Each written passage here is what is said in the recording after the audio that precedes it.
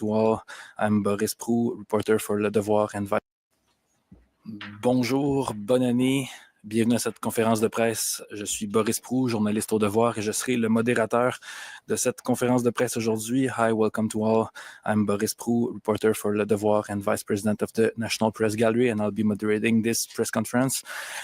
Before we begin, just a little reminder, if you are to use the little earpieces, just be mindful not to use, apparently the mic is working, the mic is on. I don't know if you can hear me. So if you're in the room and you are using the little earpieces, just be mindful not to put them anywhere close to the mic, not to hurt our friends, interpreters, please. Welcome to this press conference. We have on the stage here Marc Miller, ministre de l'Immigration, des Réfugiés et de la Citoyenneté, David McGuinty, ministre de la Sécurité publique. Nous avons aussi deux responsables gouvernementaux, Erin O'Gorman de l'Agence des services frontaliers du Canada, ainsi que Brian Larkin de la GRC. Nous allons, les ministres vont faire une brève déclaration en entrée, puis on va passer à la séance de questions-réponses. On va prendre d'abord les questions dans la salle, et puis si on a le temps, nous allons aller sur Zoom. On that, ministers, you have the floor. Good. Is the microphone on? Ça fonctionne? Ça fonctionne. Okay. Good morning, everyone. Bonjour tout le monde. Thank you for joining us. Now that the introductions have been done, I wanted to make a few opening remarks as Canada's new Minister of Public Safety. The border between Canada and the United States is the most secure and well-managed border in the world. It facilitates trade and travel while preventing illegal migration and threats to the security of both countries, including fentanyl and other drugs. That's thanks to the tireless and dedicated law enforcement partners on both sides of the border who work together day in and day out to keep both countries safe. At 1,200 ports of entry. In Canada, 8,500 frontline personnel are preventing illegal goods and inadmissible people from entering Canada. Grâce à notre collaboration, l'année dernière, des échanges commerciaux d'une valeur de près de 3,6 milliards de dollars et environ 400 000 personnes ont traversé la frontière canado-américaine. La semaine dernière, je me suis rendu au point d'entrée de Saint-Bernard-de-la-Colle en compagnie du ministre de la Sécurité du public, François Bonnardel, pour rencontrer directement les agents frontaliers de première ligne de l'ASFC qui font le travail sur le terrain pour protéger notre frontière. In British Columbia this week, I've just returned having met with the RCMP's Marine Border Enforcement Team and visited the Border Integrity Operations Center. Through joint efforts from Canada and the United States, less than 1% of the illegal drugs and crossings into the United States came from Canada. We have a strong border, and we are building a stronger one. An interconnected system to keep each other safe. And nowhere is this more apparent than Canada's firefighters assisting American crews fighting the worst wildfires Los Angeles has ever seen. Canada and the United States have a long, mutually beneficial relationship that keeps our economy strong and our people safe. This hasn't changed at all.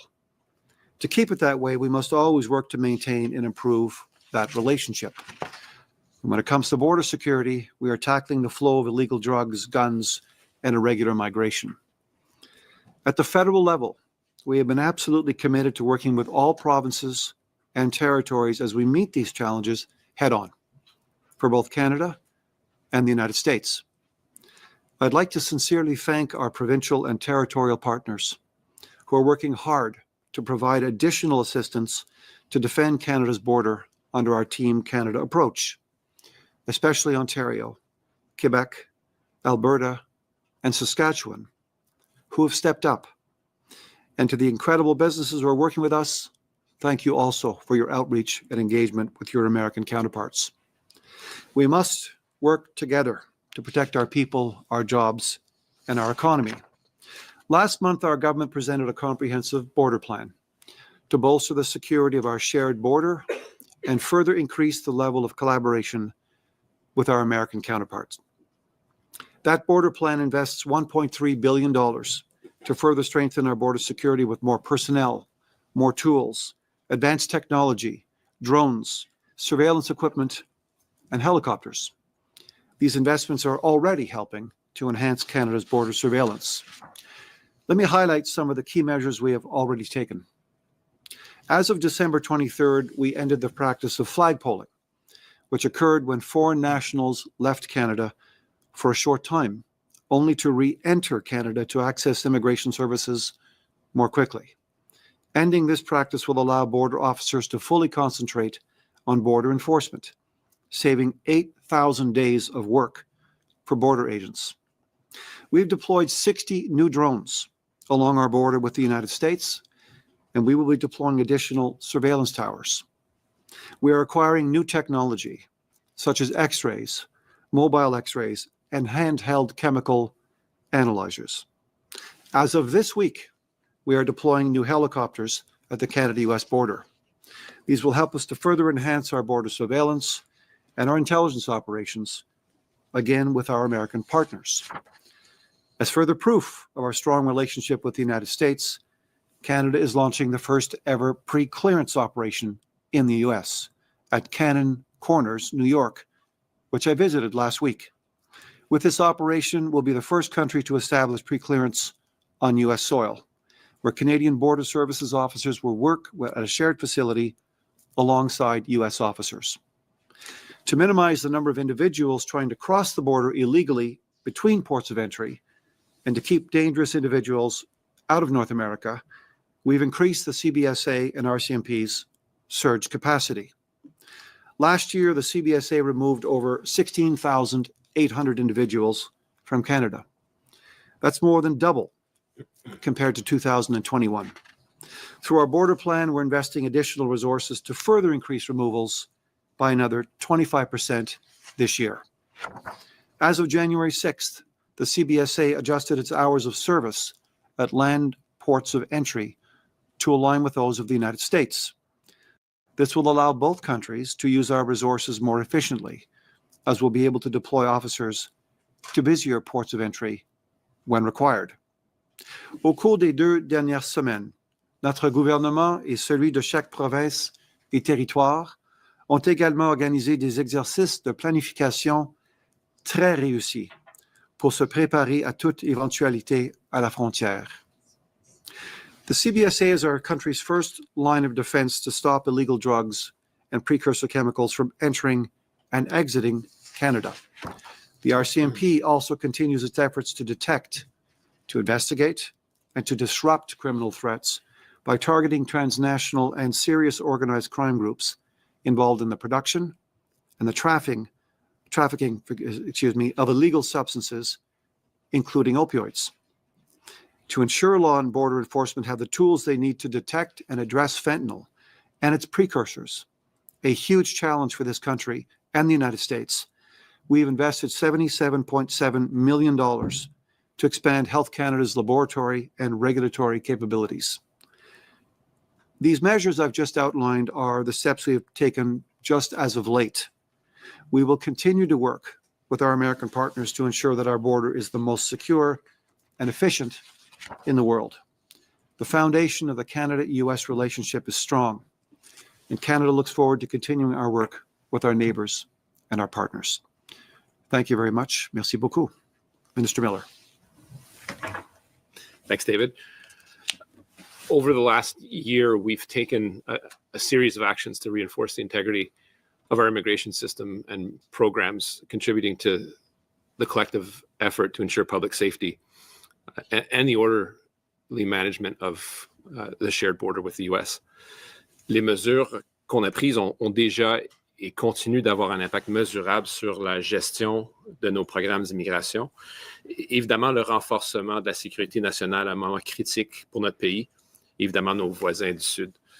Le Canadien et les États-Unis, ça va sans dire, entretiennent des liens étroits entre personnes et un partenariat économique puissant basé sur la circulation sécurisée des biens et des personnes à travers nos frontières. Ce partenariat soutient des millions d'emplois et des familles des deux côtés de la frontière. Both countries recognize and agree that a robust, well-managed immigration system is essential to building a safer, stronger North American perimeter. A well-managed immigration system doesn't mean the government is abandoning our quintessentially Canadian values. It's actually quite the contrary. These values depend on a well-managed system that bolsters that integrity that people can trust. And Canadians can also trust that immigration remains central to our national identity and critical to our well-being, as well as our long-term prosperity.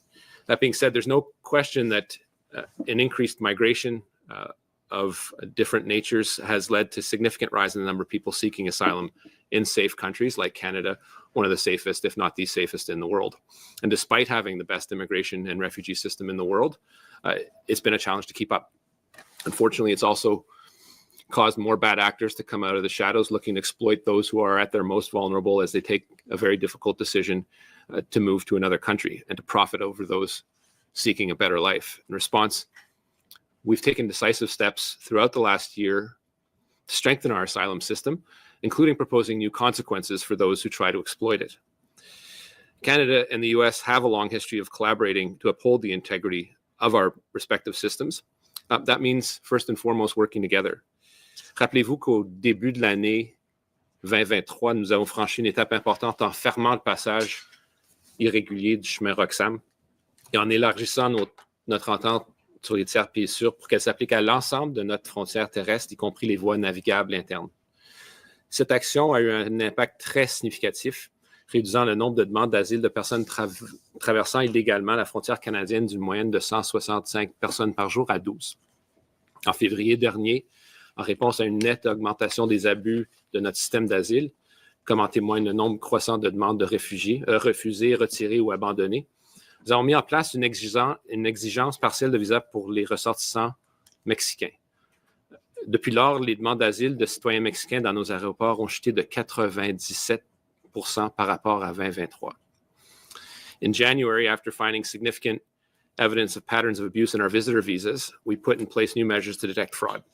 And since then, we've made and seen a major reduction in the number of asylum claims from people who've been issued temporary resident visas. And visa refusals are also up by more than 61% with countries where we spotted the highest levels of abuse. You've been distributed a number of charts that evidence that in a more graphic way. You can do with those what you will, but there's a number of important data points we think are significant that chart the course of the progress that's been achieved over the last year. Nous mettons également en place de nouvelles réglementations pour empêcher les personnes de conseiller aux autres d'abuser de notre système pour sanctionner rapidement ceux qui tentent de le faire. Alors que la plupart des consultants en immigration et en citoyenneté respectent des normes professionnelles élevées, certains fournissent des conseils rémunérés sans autorisation ou encouragent les gens à se présenter de manière trompeuse. De nouvelles réglementations donneront plus de pouvoir à IRCC et au Collège des consultants en immigration et citoyenneté pour prendre des mesures plus strictes contre ces individus. À titre d'exemple, nous proposons des sanctions pécuniaires pouvant atteindre 1,5 million de dollars, ainsi que d'autres conséquences telles que la publication des noms de mauvais acteurs sur notre site web. Together, these actions not only enhance Canada's ability to manage those who enter the country, but also strengthen border security. They've also proven effective at protecting the Canada-US border from irregular southbound crossings. After we imposed the partial visa requirement that I mentioned earlier for Mexican nationals, we've seen a rapid decline in Canada being used as a backdoor into the US. A number of the Mexican nationals intercepted while trying to cross illegally has fallen by 72% since June alone. I can also report that our heightened scrutiny of visitor visa applications has led to an 89% overall reduction in foreign nationals crossing illegally into the United States over that same period. And since launching our system to verify every study permit application that corresponds with an authentic letter of acceptance has been a challenge over the last year. From an accredited post-secondary learning institution, we've seen a 91% drop in legal U.S. crossings by those with and those holding Canadian study permits. Puis récemment, comme l'a mentionné David, nous avons mis fin à la pratique dite des allers-retours à la frontière tour du poteau. C'est lorsque les ressortissants étrangers quittent le Canada et y retournent immédiatement à une frontière terrestre afin de bénéficier des services d'immigration le jour même, au lieu de faire une demande en bonne et due forme à l'intérieur du pays et d'attendre leur tour. Les allers-retours à la frontière ont utilisé des ressources précieuses et ont éloigné les agents canadiens et américains de tâches d'application plus critiques. L'exemple donné par David, que ça libère 8000 jours de travail, c'est l'équivalent d'une personne qui travaille très fort pendant 20 ans à peu près. Donc, c'est pas rien. Ces changements contribuent à prévenir les abus et à faciliter la circulation légale des personnes, des services, des biens à travers nos frontières sur lesquelles nos pays comptent. Similarly, the flow of information between countries is also crucial to a safe and orderly migration. Adding to our existing processes of sharing relevant data on foreign nationals applying to immigrate to either country, we've extended our information sharing agreement with the Americans and will now share immigration-related information on permanent residents in both Canada and the US. This information is really mission critical to having a safe border. And by granting this extensions, both countries are better equipped to screen applicants and make informed migration decisions and also prevent fraud. Nous continuons de constater les effets déstabilisants de la désinformation à travers le monde. C'est pourquoi nos programmes doivent être couronnés de succès pour que les nouveaux arrivants qui viennent ici puissent réussir. C'est pourquoi les campagnes publicitaires de cette année visent à informer spécifiquement les nouveaux arrivants potentiels sur les permis d'études internationaux et la demande d'asile, évidemment la difficulté qui sont reliées. The bottom line is that we've taken steps and taken measures that we're implementing and they're working. There are clear signs of that: reduced southbound apprehensions, fewer asylum claims, less fraud and abuse. This is concrete, important progress. Évidemment, ce travail n'est pas nouveau, il a persisté tout au long de nombreuses administrations, que ce soit les Américains ou les 9 ans que nous sommes au pouvoir. I generally believe in our ability to continue working with the incoming administration because the fact is that this collaboration is in the shared interests of both Canadians and Americans. On that, thank you. And both David and I are happy to take your questions. Merci, thank you. We'll now go to the floor. And if you are attending this press conference on Zoom, please use the raise hand function at this time. And I can recognize you later on. Si vous êtes sur Zoom, vous pouvez utiliser la fonction lever la main maintenant et je vais vous donner la parole ensuite. Let's start with Judy Trin, CTV. Thank you, ministers. I'm curious to know about your ability to detain illegal people who cross illegally while you process them. What is that capacity at? And if you could also elaborate, we know that in terms of the U.S. figures, nearly 20,000 migrants from Canada have tried to cross into the U.S. How many are the Americans sending back to us? I'm curious to know if that process happens and if that's also adding to our responsibility to detain and process. Maybe I'll ask Erin. Sure. Can you hear me? So when people cross irregularly in between the ports of entry and they are intercepted and brought to CBSA, we process them in accordance with the Safe Third Country Agreement, and we return them immediately. So we will use, we have very short-term detention if we're in the middle of the night or it's taking a little bit longer, but we have the capacity to hold people while we process them pending their return to the U.S. Are the Americans sending any individuals back to us as per that Safe Third Country if they arrived in Canada first? Has that been happening? So every day, CBSA and our counterpart organization, CBP, implement the Safe Third Country Agreement, which is to say if people cross irregularly or at ports of entry and they don't qualify for one of the exceptions, they're returned to the country that they come from, and we do that every day. I'm asking for numbers, though, and whether or not there's been an increase, particularly from the Americans saying, you know, we've determined they entered Canada, they came through Canada, and we are sending them back for you to deal with. Those numbers have been decreasing, as the minister indicated. The number of southbound interceptions that are returned to us has been steadily decreasing. But no solid numbers as to what that decrease is. We could provide numbers. We can follow up with numbers. Mylène Crête, La Presse. Oui, bonjour. Vous faites le bilan là, de tout ce qui avait été, qui a été annoncé en décembre, ce qui a été fait depuis ce temps-là. L'idée, c'était de convaincre M. Trump là, d'abandonner ses tarifs. Ça ne semble pas être le cas selon les échos qu'on a. Est-ce que c'est en vain? Mais moi, ce que j'ai dit tout au long de ça, Mylène, c'est qu'il faut toujours agir dans notre intérêt national. Et je pense que les mesures qu'on a prises en démontrent. Évidemment, avec notre relation avec les États-Unis, on veut avoir une relation qui est bonne, qui est responsable, étant donné la gestion de cette frontière la plus importante au monde en termes de flux de personnes et de biens, de flux commerciaux, relations entre nations. Donc, c'est dans notre intérêt, c'était salé, que ce soit cette administration sortante ou l'administration qui rentre dans notre intérêt national d'avoir cette saine gestion de la frontière, d'abord et avant tout. Évidemment, vous avez vu les revendications du régime qui rentre de M. Trump.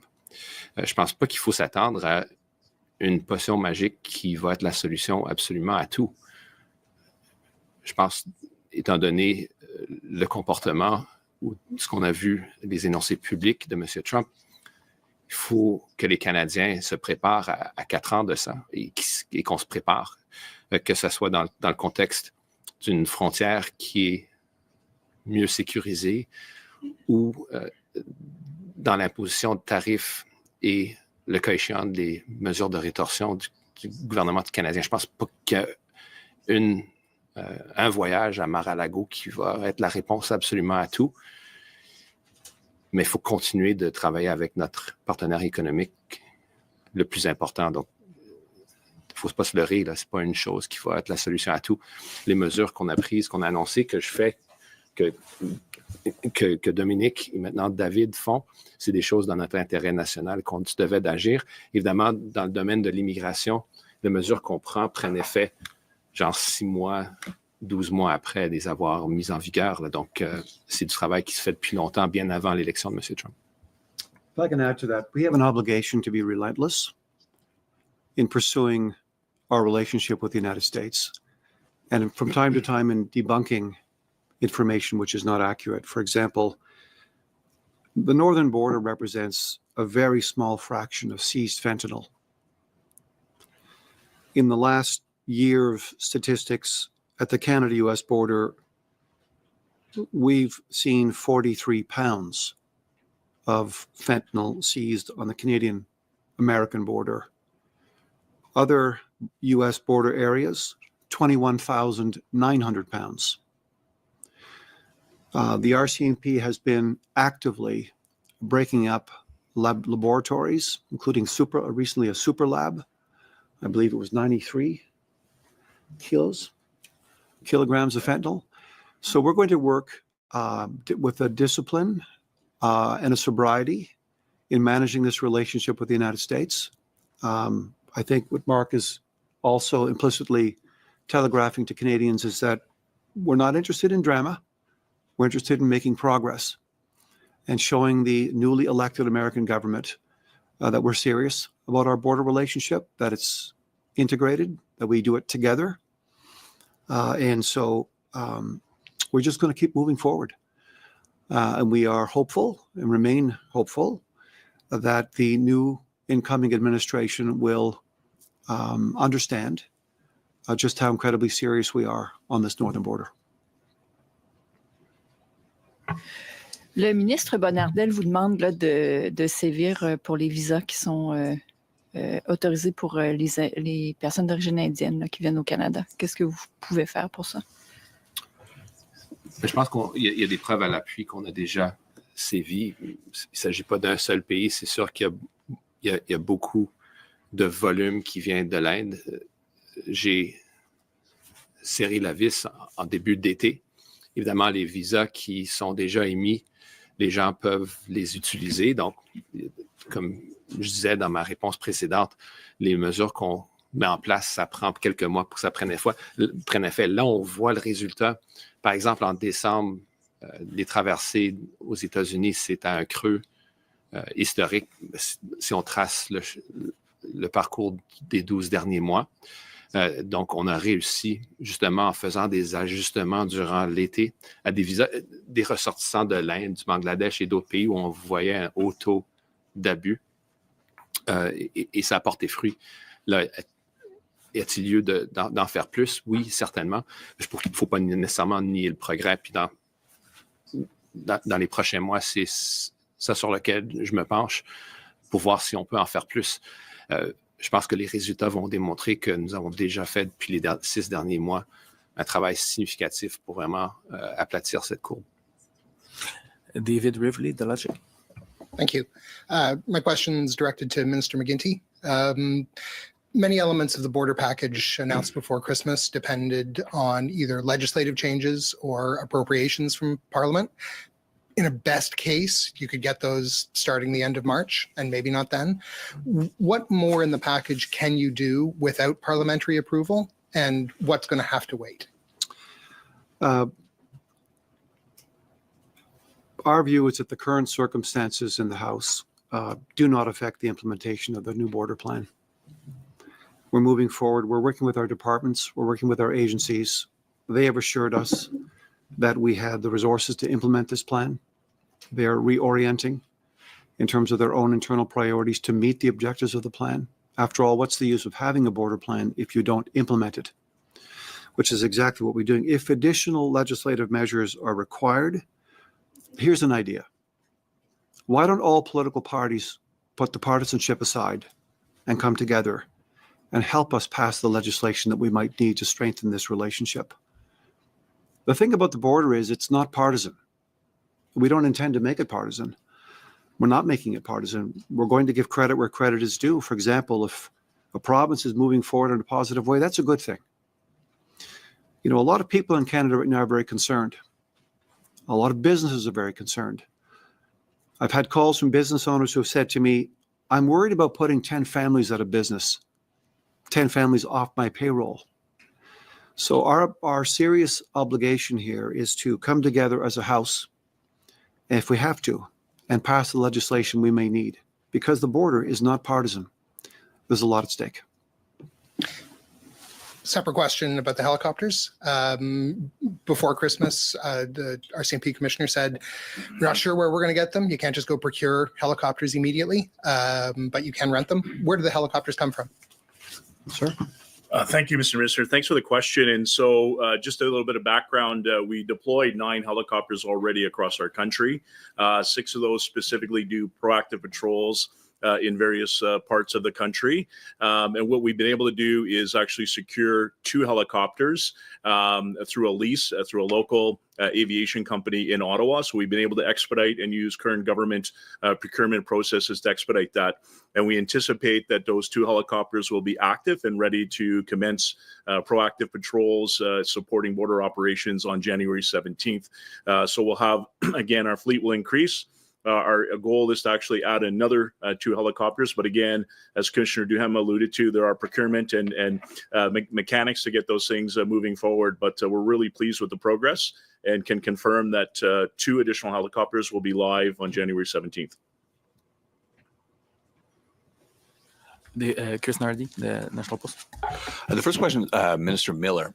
So you mentioned that I'm assuming from the fact that you talked about the information sharing that deal is now kicked in, that the diplomatic ties, the diplomatic cables have been exchanged. Why did you sign that deal very secretly in July when no one knew about it? No immigration lawyer, no one. Why do it back in July? Why not say anything? And what's the need to add millions of permanent residents to this deal to automatically share their information with the U.S.?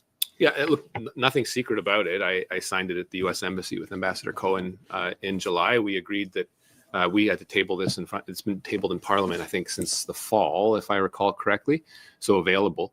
I think we saw it mostly as an operational adjustment. It's something I think is important. Sharing information on permanent residents traveling across the border allows for a managed flow of information on both sides. They do the same for us. So we get to do security assessments and whatever assessment that we need to do on a person coming in. So I think it was in our mutual interest.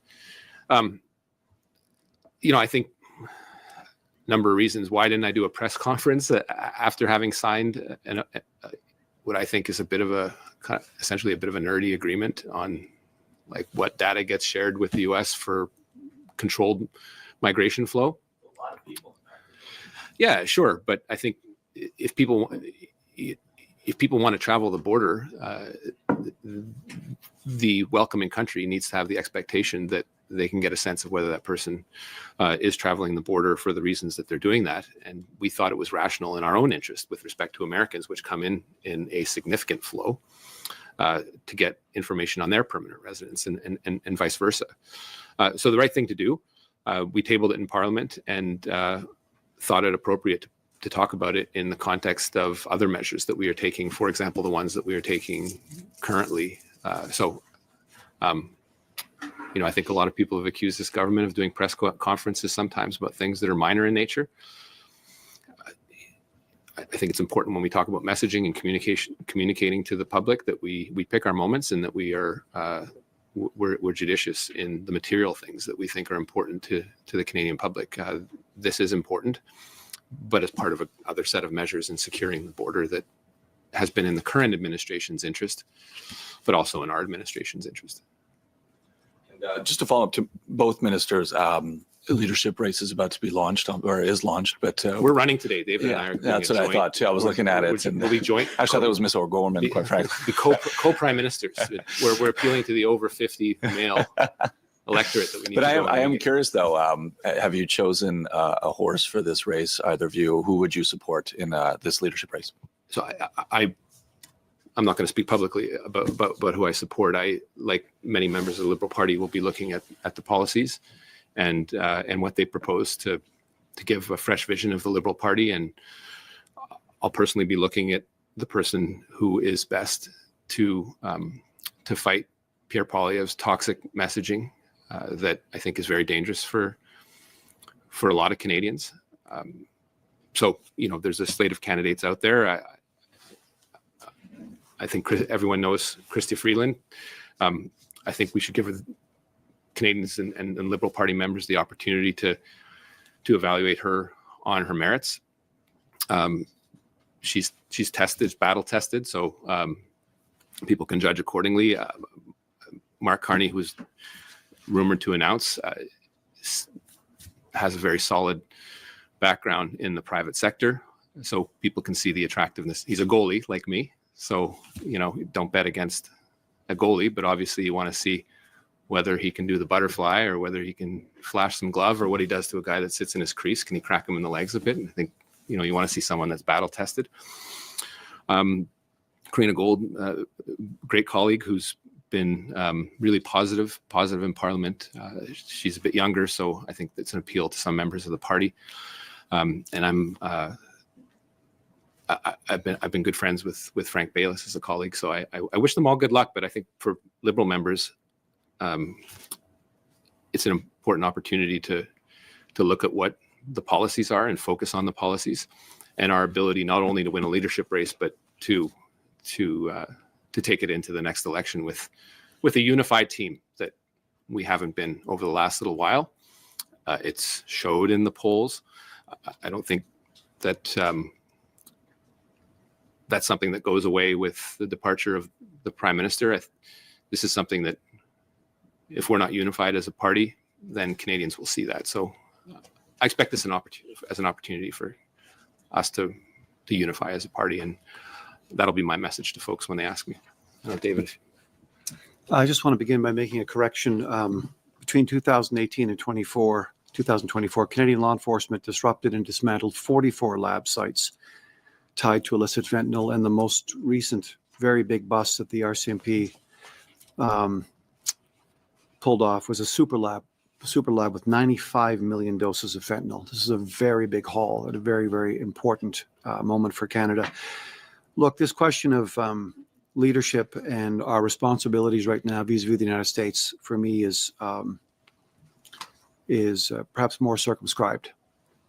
What I want Canadians to know is that it is possible for this democracy to have a party and a party in power conduct a leadership race while running a government. My efforts are entirely focused on trying to make sure that we meet our obligations vis-a-vis an incoming American presidential administration. That's what I am focused on. We're looking at practical measures to implement on a daily, weekly basis. We're spending a lot of time communicating now through our operational folks and official folks with our counterparts in the United States. We're working with our provincial counterparts, big city mayors, business leaders. I think that's, for me, where I'm focusing 100% of my time. And the question of leadership, the leadership will take its course. I am watching it. I'm encouraging all my colleagues, but I think it's important for Canadians to know we can do both. We can walk and chew gum at the same time. And the leadership is an important function of our democracy. But this business right now, the Canada-US relationship, is paramount. It's a new landscape. We haven't seen this in a while. It's not unfamiliar to governments, but it's one we've got to get right as we manage this relationship going forward. Émilie Bergeron, Presse canadienne. Émilie. Oui, bonjour. Ici. Oui, bonjour. Monsieur Trump a insisté dernièrement sur le déficit commercial des États-Unis, beaucoup plus que sur la surveillance de la frontière. Ce matin, est-ce que vous essayez de ramener la discussion sur la frontière et comment vous faites ça tout en présentant, semble-t-il, différents scénarios au premier ministre au niveau du gouvernement, plusieurs scénarios qui seraient déployés, dont un où on serait déployé graduellement des mesures de contre-tarifs. Donc, vous tentez de ramener la discussion, si je comprends bien, à la sécurité de la frontière et comment vous faites tout ça en même temps? Pas ramener la discussion, c'est de faire notre travail, je pense. Puis la frontière, c'est un élément immensément important pour, évidemment, le régime sortant, mais celui qui rentre. Et donc, on essaie de démontrer ce qu'on a fait depuis un tour d'horizon, c'est-à-dire de ce qu'on a fait cette dernière année, l'impact que ça a maintenant, étant donné qu'on a pris les mesures et les mesures additionnelles qui vont se rajouter à ce qu'on a fait jusqu'à date. Donc, important de s'assurer qu'on fait notre travail. Nous, on veut aussi que les États-Unis font leur travail à la frontière. Il y a les armes à feu qui rentrent. Il y a des drogues qui rentrent au pays. On veut aussi qu'ils fassent leur travail. Puis ça va être notre message à l'administration Trump. Aussi, ça a été notre message, ça a été le message du premier ministre. Donc, on surveille les deux, nos propres responsabilités à la frontière. Donc, ramener, je ne sais pas si c'est s'assurer que cette frontière qui est d'une importance critique, c'est mis à part le fait que M. Trump a dit qu'il allait l'éliminer en joignant les deux pays. Puis il y a certaines personnes au Canada très peu, qui veulent se rallier aux États-Unis. Ça n'arrivera pas. Mais la réalité, c'est qu'il y a plusieurs éléments sur lesquels il faut travailler. Puis être prêt à absolument tout, évidemment, les mesures, les tarifs qui vont peut-être s'imposer. Le message qu'on veut envoyer à l'administration Trump, c'est qu'on est prêt. On est prêt pour 4 ans. Et il y a une façon facile de faire les choses, puis une façon plus difficile de faire les choses. Puis on est prêt pour les deux. Les commentaires du président élu Trump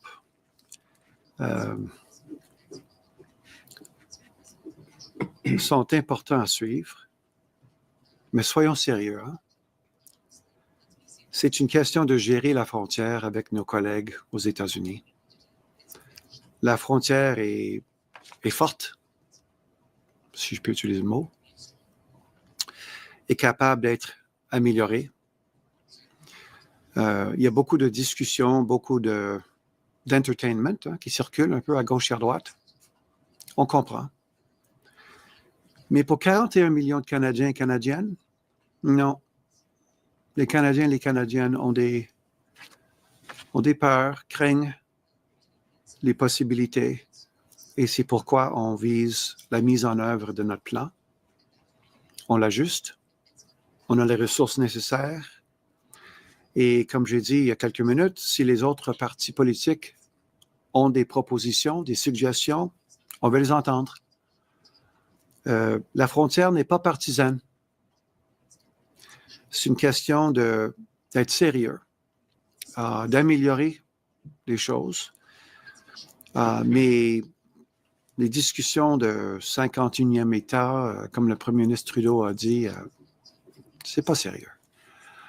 On est sérieux avec ce qu'on veut faire ici au Canada avec nos collègues et je pense qu'éventuellement, les gens vont bien comprendre, aux États-Unis aussi, que cette relation bilatérale qui dure depuis quand même plus que 100 ans, on gagne ensemble. Hein?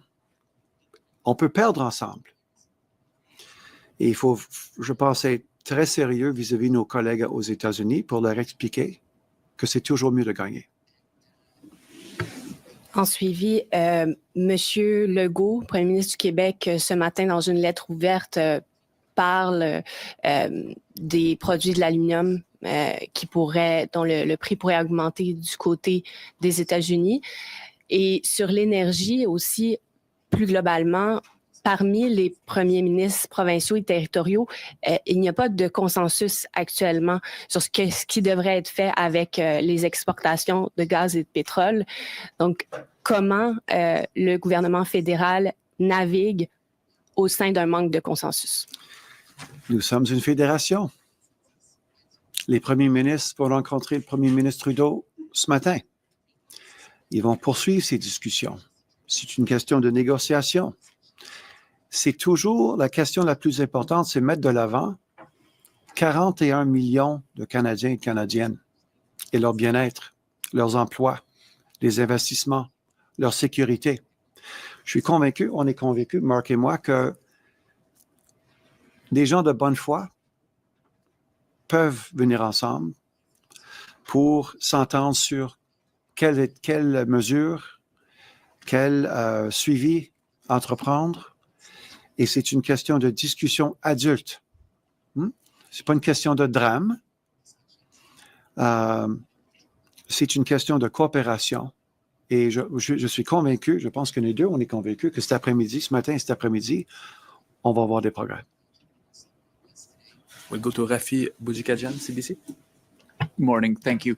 My question is for both ministers. You both mentioned the importance of lack of partisanship when tackling the border issue. This morning, Jagmeet Singh has written a letter to Prime Minister Trudeau asking for all federal opposition leaders to be included in the kinds of meetings that are happening today, for example, with the premiers and the Prime Minister. Do you agree that federal opposition leaders should be part of these tables?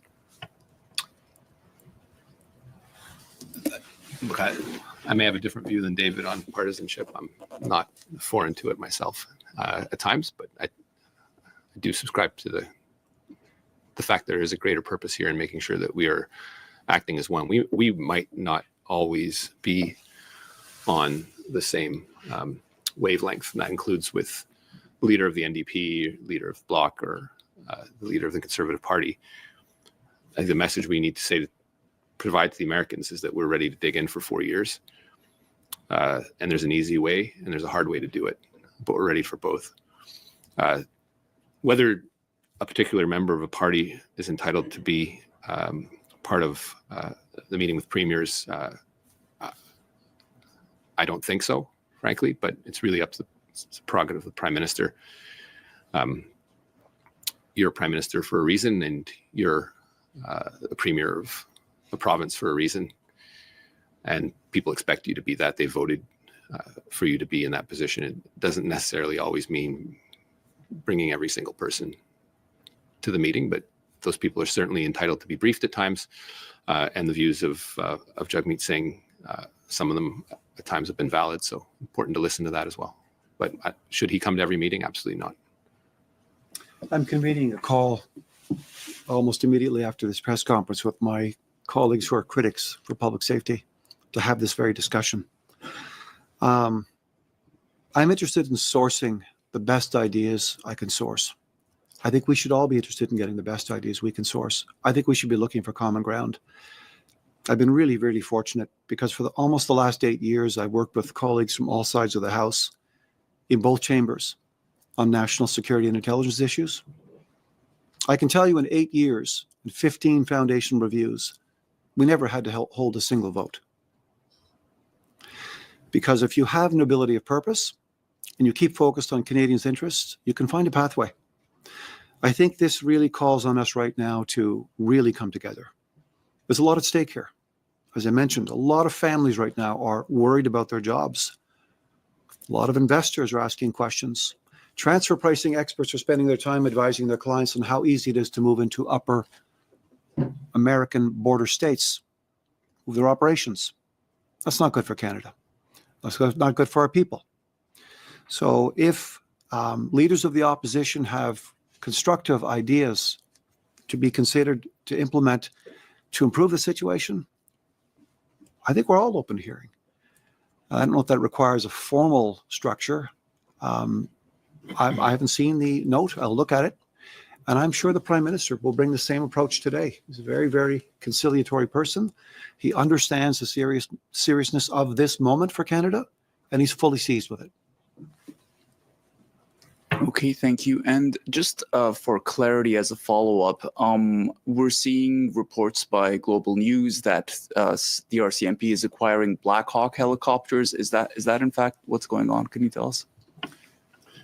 So thank you very much. As earlier said, we have actually procured and leased 2 helicopters. The 2 models that were available and suit the capacity and the capabilities that we require are the model Black Hawk. And so 2 of those will be operational January 17th. They'll join our other fleet of helicopters, which are generally Airbuses and used for different purposes. But the current model that we selected will allow us to move members across provinces across the country. And so the addition of the 2 helicopters will give us significant coast to coast coverage. And so you are correct, the models are Blackhawks. We'll go to Mary Wolf. Yeah, hi. This is a question for Mr. McGuinty. You talked about helicopters and drones, but you also mentioned that you're looking at increasing surveillance at the border. And I wondered if you could elaborate on that, and equally, perhaps the CBSA and RCMP could elaborate too. If you're okay, I'd rather have the RCMP actually elaborate first. Sure. They've got more detail than I do. Thank you. Thanks, Mr. Minister. And as a part of our border implementation plan, and I think it's important to reaffirm that every single day, the RCMP, the Integrated Border Enforcement Team, continues to do this work.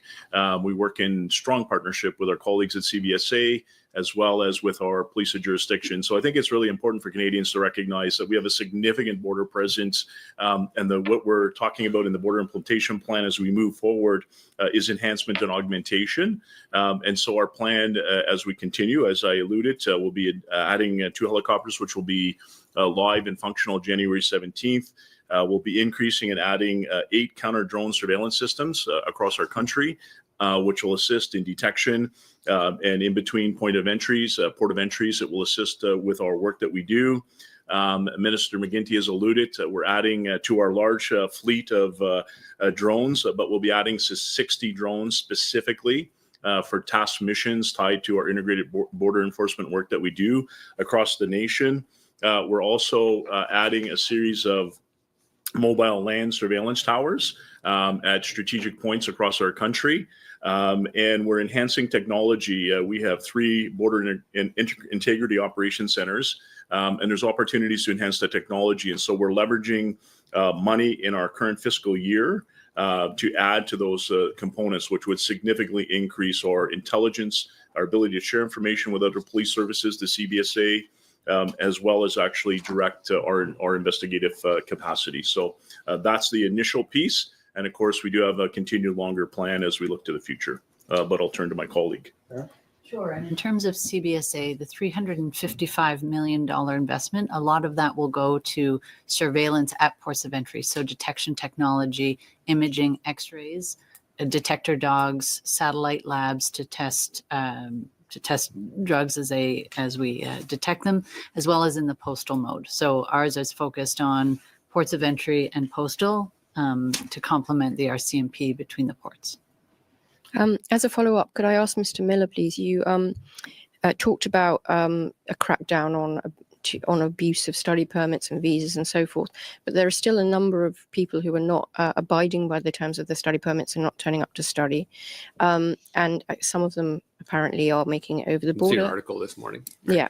But what I wondered was, is there anything else in the pipeline to maybe tighten things up so that so that people who are applying for a study permit or another visitor visa are actually doing it for legitimate purposes? And just to follow up my colleague here, on the sharing of information about permanent residents, are you concerned at all about privacy? And could you elaborate on what kind of information you're giving the United States about permanent residents, what personal information you're sharing? It's a last question first. I'm not going to give you the full slate of elements that we are sharing with the U.S. Everyone knows constitutionally, as you cross the border, your expectation of privacy is lessened, whether you're a Canadian citizen or not. I think we do have a heightened duty towards Canadian citizens to make sure that we protect their personal information. Permanent residents have rights as well. The point here is that we found it important as a safety measure to make sure that that gap was closed. It's something that the U.S. wanted, we wanted as well, so that we can make our own determinations at the border. So it is, like I said earlier, really mission critical to a safe management of the border, and that was critical in decision making in cabinet, but also the decision to sign the agreement and put it into place, because it was, I think, a gap in some of our information sharing that we thought it was legitimate to share information on on permanent residents. Now, yes, absolutely, there is a concern about people's privacy.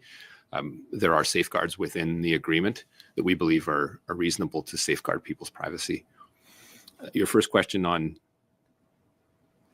I've heard from colleges and universities that and other institutions that welcome international students, they don't want me to do a single thing more over the next little while. I've told them quite clearly that they should not expect large major changes as we look at the impact of the already major changes that we've made over the last year with respect to the international student program. This is an area that thrives on stability, but obviously what we were seeing over the course of the last few years was not acceptable.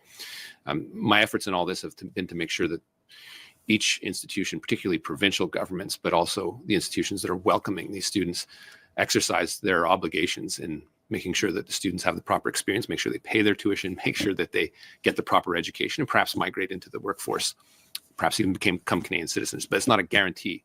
It should not be the selling point. You're here to study, and that should be the basic premise. The article that you published this morning deals with data going into the early part of 2024. We think those numbers are significantly down as a result of the measures that we've taken, particularly on ensuring the solvency of people coming here, particularly in being a little more restrictive in the criteria that we impose for people to come here and study, including the cap, and making it so that it isn't what it currently had become perceived to be, which is as a backdoor way of becoming a permanent resident of Canada and not a way of studying at a legitimate institution. Is there more work to do? And are there adjustments? I would think certainly there are a few that I will be looking at over the course of the next few months to make sure that the system has even more integrity than it currently has.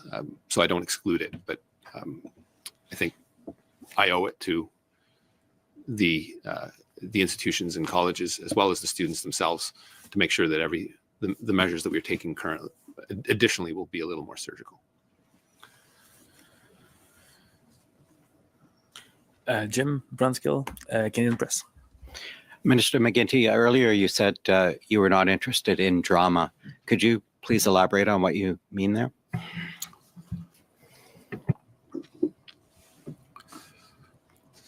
I think it's important to stay focused on meaningful investments of money and time to improve the situation. And personally, my priority as the Minister of Public Safety is not to participate in dialogue, which is not going to help us implement change and improvement. I'll leave that to others, but I think our political leaders in Canada now understand, and I hope they will deal with this even more forthrightly today at the First Minister's meeting, that there's a lot at risk here. And Canadians need to know that we're working on this together, and we are. That the federal government is exercising its responsibilities, and it is. And that the help we're getting from provinces and other actors, and we are, is helpful and important. That's what I mean by drama is not necessarily helpful for us. Making comments that are intemperate are not helpful for us. We need to stay focused, laser focused on implementing the changes, reaching out to the folks we need to reach out to in order to be able to manage. Life is about relationship management, isn't it? And Canada's number one relationship, in my view, is the United States.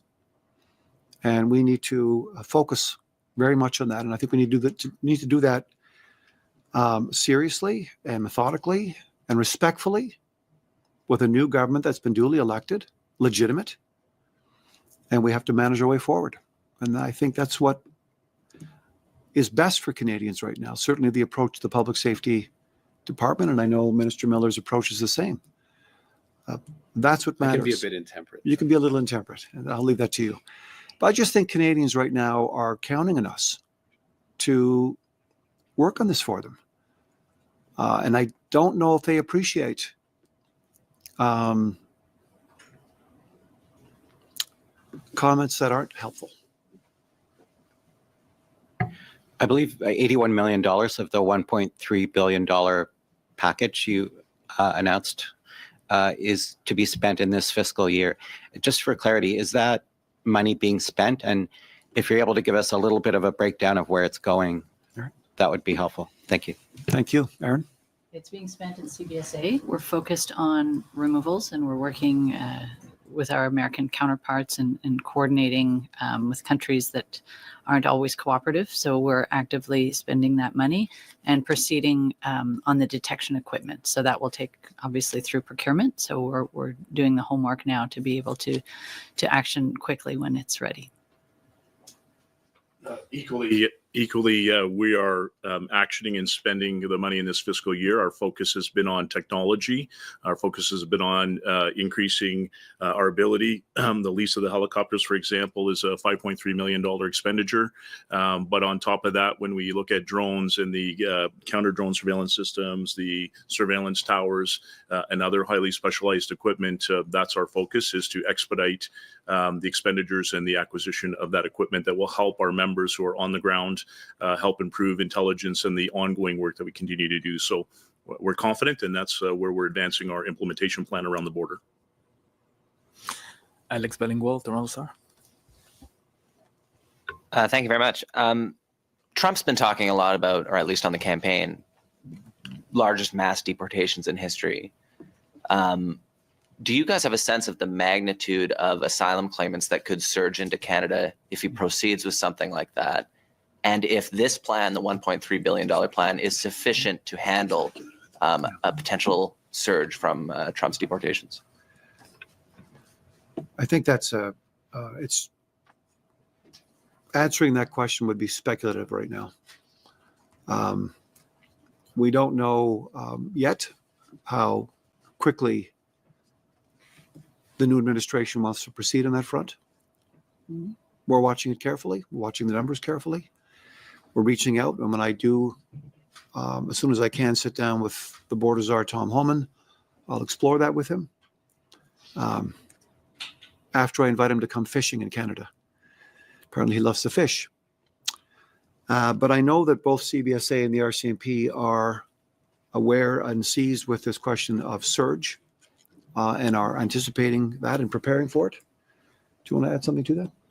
Thank you, Mr. Minister, and I'll join my colleague, President O'Gorman. Obviously, from an emergency management perspective, a critical incident command perspective, we've been working in partnership with public safety, with all provinces, all emergency management, all police services, in particular, the Sûreté Québec and the Ontario Provincial Police. We've been doing a series of tabletop exercises that have been coordinated with our provincial counterparts and territories. And these are crucial elements and actually highlight the ongoing partnership and really the Team Canada approach to these challenges. And so they've been going remarkably well. Again, it's speculative around numbers, but I think it's important for us to recognize that we need the ability and the agility to, if there is an emergency management and or a critical incident or a crisis anywhere across our country, that we're able to mobilize. And so the RCMP is heavily focused on how do we do that? What's our operational planning? How do we move resources? And how do we support our colleagues at CBSA and other police services? And so I would say it's gone remarkably well in partnership with our provinces and our territories, and we'll continue that work. But again, working very closely with President O'Gorman. The CBSA has contingencies in place, and if the number of people that need to be processed at the ports of entry increases, we will have the capacity to do that processing. And I would just point out that the Safe Third Country remains in place, and that's an important tool for both Canada and the US. And as I had said previously, we're implementing it every day. I just finalize by saying the spike that everyone anticipated seeing hasn't occurred. It's early days, but it's important to note that it hasn't occurred. We've kind of gone through this roller coaster of discussing the potential massive and, as David said, speculative flow of people that would come to Canada as a result of the new administration, and within weeks talking about what the new administration itself was saying, which is the southbound travel, and that's occupied a lot of our thoughts. Since then, this is going to be a roller coaster, probably in the public mind. We need to be able to deal with both when and if they occur. I think both sides of the border have to work diligently to make sure that they do not occur. Our southbound flow that we've cut to historic lows in December is a significant gain. They need to make sure that any migration that may occur in an unplanned way to Canada doesn't occur. Those folks are not welcome to Canada if they are doing so in an irregular fashion. And any way and any migration that is controlled has to be done in a way that has Canada at the table with the US. We've been able to demonstrate with the current administration our ability to relocate about 15,000 people from the Americas by working together. And I don't want to speculate, but you can imagine someone that takes their life into their own hand, fleeing whatever they are fleeing, going through the Darien Gap, up through Mexico, up into the US.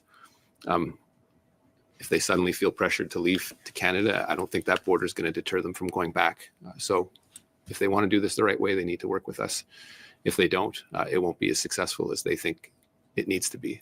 So that is over and above the mass deployment of capital and resources needed to do something in the proper way. That means it will take time if it's done properly. But again, we are prepared for everything, and it would be too early to speculate what those numbers would be. And just as a follow-up for Minister McGuinty, I think in your opening remarks, I just wanted to make sure I understood what you were saying. There's an aim to increase removals by 25% this year. Can you just explain to me what that is exactly, and what a removal is, and what you're talking about there? Erin? Sure. So as the minister said, last year, CBSA executed about a little over 16,000 removals, the most in a decade. And so when people have gone through the process of the Immigration and Refugee Board, have availed themselves of appeals, and have been determined not to have status in Canada, then the expectation is they leave. And a lot of people leave. Some people choose not to leave. CBSA finds them, and we assist with their departure. I have been told this was the last question, but I wonder, and you've been generous enough, but I just wonder if there's one network left who didn't get to have a question. Do you mind staying on for like Depends on the a network. quick question? It's Mercedes Stevenson, Global News. Of course. At this. Thanks so much for being so patient and taking all of our questions. I have two, one for Minister McGuinty and one for Minister Miller. Minister McGuinty, you mentioned passing the legislation that would back the money for this. It is your Prime Minister who prorogued Parliament. We all know there's likely to be an election before there's a chance to pass any of this legislation. Can you speak at all to any reassurances to the Canadian people that this money is still going to flow for the promises that have been made, or is it tied up to that specific piece of legislation? If you could kind of outline what that process might look like to ensure the funds are still available to security agencies. What I've assured myself of since arriving only 3 weeks ago is that the current circumstances around prorogation will not affect the implementation of our border plan. Been reassured repeatedly by departments and agencies that reallocations are taking place, folks are being deployed. We have the resources to implement the plan. There may be some additional legislative measures that would be helpful and required. And again, I think it's important for all of us to down the partisanship. And if we have to come together in order to pass legislation to be able to deal with this really important situation, I think people of good faith and goodwill can do that. It's true, we prorogue Parliament. It's true that we're holding a leadership convention, but this is a mature democracy, and we can do both. We can deal with this, and the Government of Canada is seized with this right now, and we are seized with this, and the Canada-US Committee of Cabinet is seized with this. So hope for me springs eternal. If we have to come back together, I think people of goodwill and good faith should be able to do that. Because right now, I don't think it's as much about our partisan gain as it is about 41 million people who are quite worried. And if we put that in the window and on our dashboard, if that's our purpose, I'm convinced we can come together, pass the legislation that we need. And if we need to move further on monies, I think we can do that as well. This is just one of those moments where it's too important not to. So I remain hopeful. We'll see what happens this afternoon with the First Ministers. The Prime Minister is working very hard on this to be able to gain the trust and support. And so it's still an open question. Part of its future, but I'm sure part of it falls under your file to Minister McGuinty. When it comes to removals of people who have not only perhaps stayed beyond when they were welcome or the ruling of the IRB, but those who lied on applications to get in, I'm thinking in particular of some high-profile terrorism cases. Speaking to experts who study the CBSA and immigration enforcement in Canada, they've said that, well, the numbers have gone up exponentially over the last year. There still is not enough capacity to deal with the kind of surge that we could be seeing in light of the new measures you're bringing in. Are you looking at increasing the size and resources of the inland enforcement abilities of the CBSA? And my concern on this, to the point you raised with David, is some of the legislative sort of sclerosis that we've been in the last. It's not because of one of the reasons for prorogation was because of the state of affairs currently in this Parliament, where Conservatives have been monkeying around since the resumption of the House in the fall, and even before then. I proposed asylum reform in the last budgetary cycle. It got ripped out and smoked at committee. So this is something that doesn't go back to yesterday or a simple moment in time where the Prime Minister, I think, responsibly decided to prorogue for the sake of stability of the country. This goes back to a year ago, and people playing games. This isn't new. This capacity of the Immigration Refugee Board to keep up has not been what it should be. It has been able to get more resources through various budgetary cycles to increase its capacity and I think increase efficiency. This is really a crown jewel worldwide of the refugee system globally and how we process things in a nonpartisan way. Other countries that we compare ourselves to do it in a more arbitrary way. So it's something to be quite proud of, but it hasn't been able to keep up, to your point. And despite historic removals of folks, it can take a long time. And some people will game that system, and some people will just remain in that system through no bad faith, but because they're simply waiting. And there's got to be a way to bridge that gap. It's only going to get worse until it gets better. There are legislative elements that I had proposed with respect to, for example, the potential of people coming in and skirting around the 14-day rule in the Safe Third Country Agreement. That would have required legislative changes. Elements around mass cancellations of visas that we want to use to align ourselves to some of the tools that the US has. I think it's important when you think of a North American perimeter.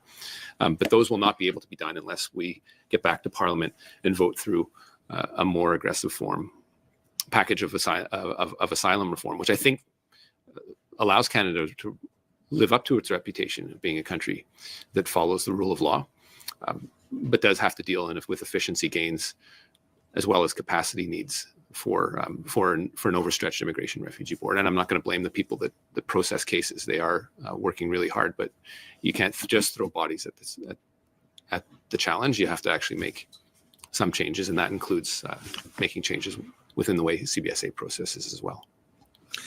This puts an end to this press conference. Merci beaucoup pour votre Minister McGuinty, are you running again?